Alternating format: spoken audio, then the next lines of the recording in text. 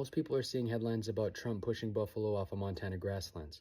And while they are either panicking or cheering, they don't realize that there are different federal agencies pulling in different directions. On one side, the Interior and BLM are actually moving right now to cancel buffalo grazing leases on federal land, saying buffalo don't count as production-oriented livestock under the Taylor Grazing Act. And if those leases are revoked, nearly 1,000 buffalo that have grazed on that land for roughly 20 years could be removed and replaced with subsidized cattle.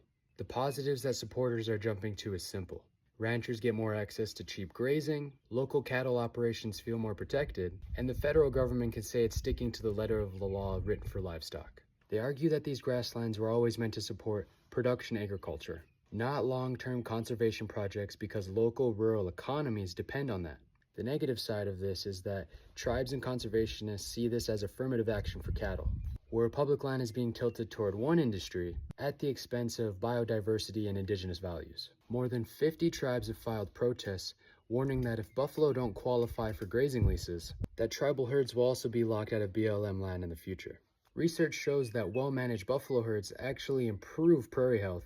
In this case, that means more native plants, better drought resistance, and so pushing them off isn't exactly science-based land care. At the same time all of this is happening, the USDA's Office of Tribal Relations is talking about how they just recently met with the Coalition of Large Tribes, the Intertribal Buffalo Council, and others to talk about buffalo disease, buffalo research, meat inspection, conservation standards, and most importantly in this case, federal grazing plans. The USDA is publicly saying, "We appreciate our tribal partners and are committed to healthy herds, healthy lands, and strong tribal food systems," while another part of the federal government is trying to push buffalo off of public grassland.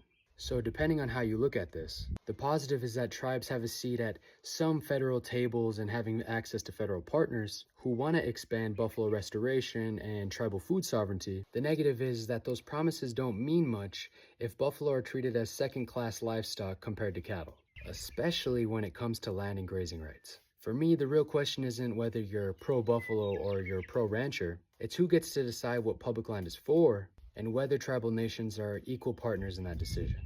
Like the video, follow the page. Have a great day.